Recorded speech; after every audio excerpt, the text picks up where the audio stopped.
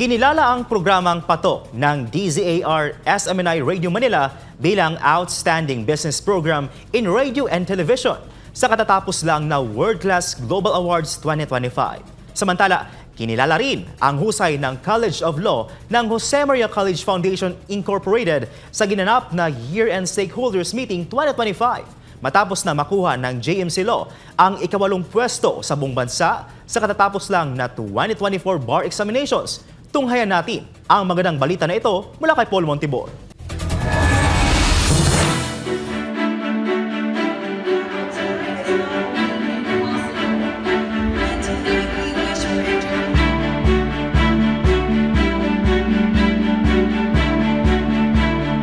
Ang programang Patok ng DZAR SMNI Radio ay pinarangalan bilang Outstanding Business Program in Radio and Television sa katatapos lang na World Class Global Awards 2025. Ito ay isang pagkilala sa kanilang mahusay na paghahatid ng impormasyon at inspirasyon sa mga negosyante ng micro, small and medium enterprises sa Pilipinas.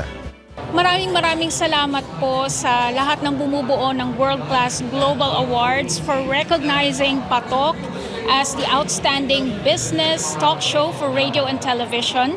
Of course, we would also like to dedicate this award to our guide and our mentor, Pastor Apollo Siki Buloy, who taught us the excellent public service. At sa lahat po ng mga naging kapartner namin, ng mga negosyante na tumangkilik at naging kabahagi ng Patok, maraming salamat po sa inyo and parte po kayo ng tagumpay na ito. Ang Patok ay isang programa na naglalayong tulungan ang mga Pilipino na maiangat ang kanilang pamumuhay at negosyo. Ito ay isang patunay na ang dedikasyon at pagsisikap ay nagbubunga ng tagumpay. Bukod sa Patok, kinilala rin ang iba't ibang personalidad na nagbigay ng kontribusyon at inspirasyon sa kapwa Pilipino sa mga larangan gaya ng real estate.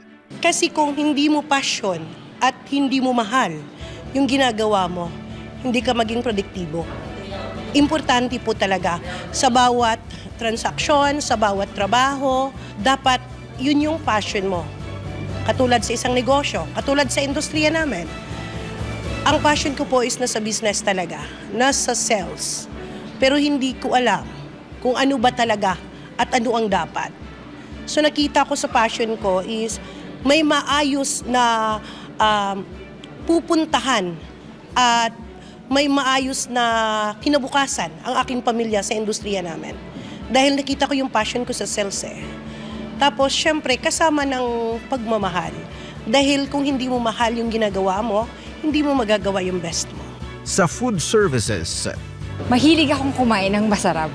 Pero hindi ko alam na marunong akong magluto noon actually. Nung nagkaroon lang ako ng family, at saka lang ako nagkaroon ng hilig magluto. Kasi sabi ko parang hindi kami kakain pag hindi ako nagluto. So doon nag-start lahat.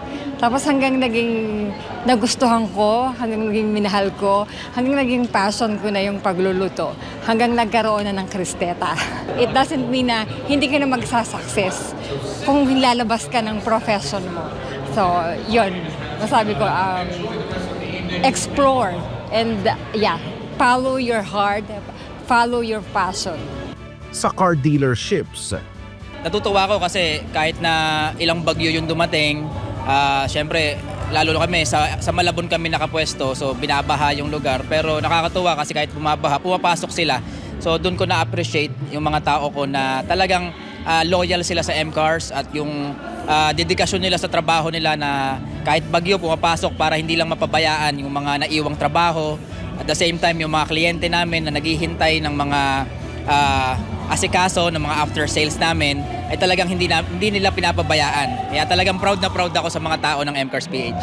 sa cooperatives, So far, ang farmer member ngayon sa Antique medyo umaangat na dahil nga meron silang sandigan na kooperatiba na magiging kasama nila sa paglago ng kanilang lalo na sa ng kanilang ani meron silang sandigan o meron silang partner sa pag-angat ng kanilang buhay.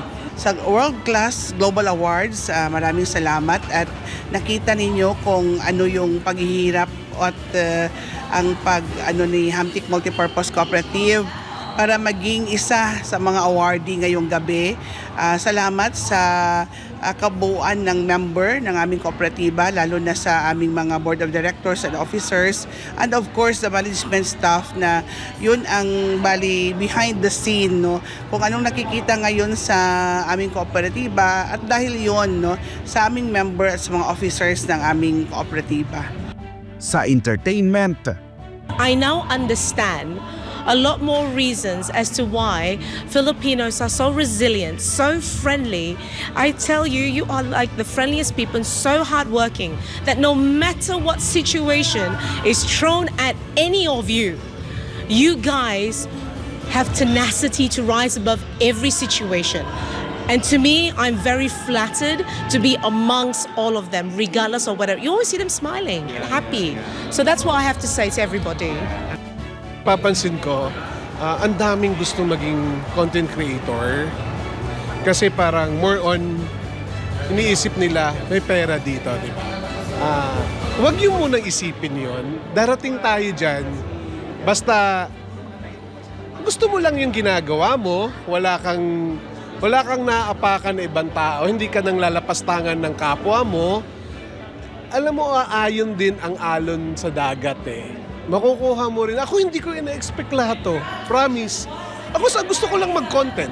Wala akong ibang layunin, wala akong ibang intensyon. Gusto ko lang mag-content. May negosyo naman ako, hindi ko naman siya kailangan. So, yun lang. Kung meron kayong gagawin, siguraduhin ninyong nasa puso ninyo ito.